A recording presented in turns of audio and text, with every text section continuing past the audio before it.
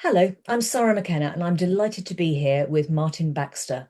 We're going to have a quick chat with regard to an upcoming webinar series he's speaking at. And the title of that webinar series is Sustainability in a World Growing in Uncertainty, Risks and Opportunities, Optimizing Performance, Unlocking and Allocating Resources Ahead of Less Resilient Competitors. It's quite a hefty title, but it does give you a really good indication of what it's all about. Now, there are three sessions in total, all hosted by Paddy Duffy, and each featuring top-notch, highly qualified speakers with an enormous range of expertise and experience. We've already done the why part of the series. The what and the how are upcoming, and we're about to do the what session. So today I'm going to give you another of the taster sessions by having a quick chat with one of the speakers for the second session, the what. Understanding what we can do is the first step in building organisational resilience and ensuring sustainable performance. So, Martin, you've agreed to be a speaker for the what aspect of the series. Can you tell me a little bit about who you are and what you do? Well, hi, Sarah. My name is Martin Baxter. I'm the Deputy Chief Exec at the Institute of Sustainability and Environmental Professionals.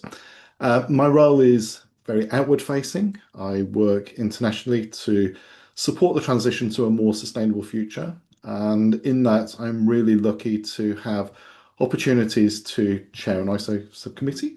So I'm responsible for ISO 14001 and a number of standards within that portfolio. And that's great because it's an opportunity to really drive enhanced performance around the world at pace and scale. So that's really exciting.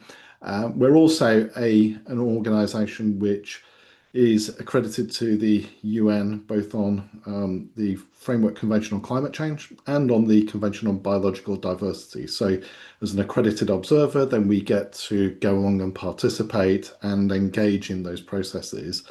And then, strangely, I'm also responsible for finance. But what that really is good for is that it helps me to join the dots internally between all the different initiatives for us as a professional body, which is really focused on driving the impact that we can through our members. So yeah, that's a little bit about me. Thank you. Well, Martin, it's absolutely evident why you were chosen to speak, but actually more important to me is the reasoning in your mind as to why you wanted to speak at this. So what was it specifically that made you want to be involved in this webinar series?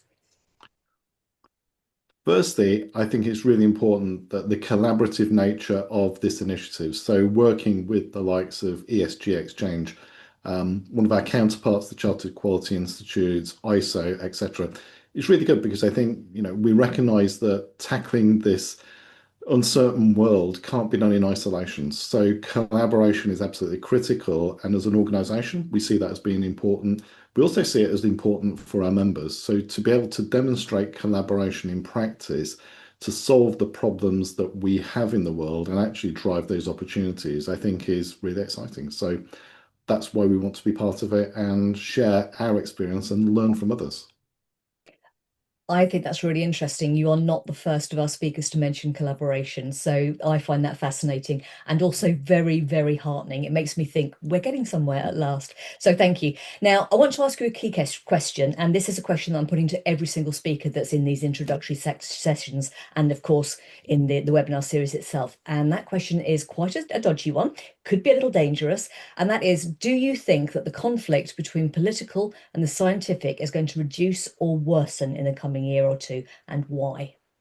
Well, we live in exciting and interesting times. I think what is becoming more apparent is that the projections from science around what people thought was going to happen is actually starting to happen. And we're seeing the evidence of that, particularly in terms of climate change.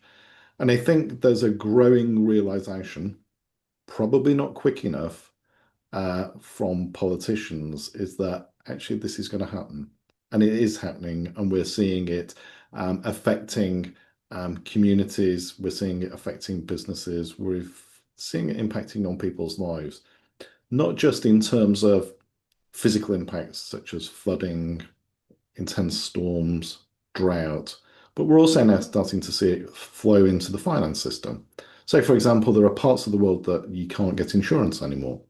If you can't get insurance, you can't get a mortgage. If you can't get a mortgage, you either can't sell your house or you can't buy your house. So it's really interesting to see how real world impacts are now coming to bear on the people who have elected our politicians. So I think we are in this world where disinformation is driving some decision making. But I do sense, and it's really unfortunate actually, that it's going to be the real world lived impacts that people have to experience, which will ultimately drive politicians to be more led by the science. Of course, then it becomes a question is it too little and is it too late?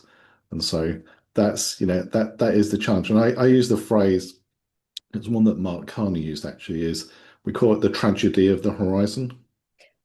We know what's coming over the hill, and yet we still wait until it's there before we start to really address it. And I think that to my mind is probably the challenge of our time. So that's how I would answer your question. It really does. And what you said right at the start of that about exciting times was actually really telling.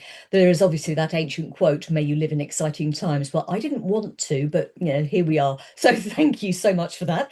I can really tell that you and the other speakers are going to give us a great deep dive into the subject. And it is absolutely critical. I take it very personally. Before I let you go, though, I want to ask you one final question, and that is, what is your personal goal for the webinar? That is what you hope that the delegates will take away from the sessions. My hope is that people will take something that they can readily translate into action and challenge either themselves or their organization to do something differently. Um, because we live in a world where we need to change, and change is quite hard. And so having webinars like this that support you with different perspectives and insights hopefully gives you the opportunity to go back and start to make the changes and convince other people to do things differently to put us on a sustainable future journey. So that's my hope for the webinar. Well, thanks again, Martin. I think all I've done in this session is just thank you, but I really do mean it. Thank you for your time today, for your views, and thank you for participating in the webinar series. I've really enjoyed hearing from you, and I'm absolutely certain that the speakers will all come together on the day, and it will be a fascinating session. Now, just to let you know that there are 3 webinars in this series. One has already happened, so you can find that on the ESG Exchange website. The next one is the What series, and that's on the 22nd of October. And I definitely recommend that you come and have a look and see Martin and the other speakers. Once again, Martin, thank you for your time.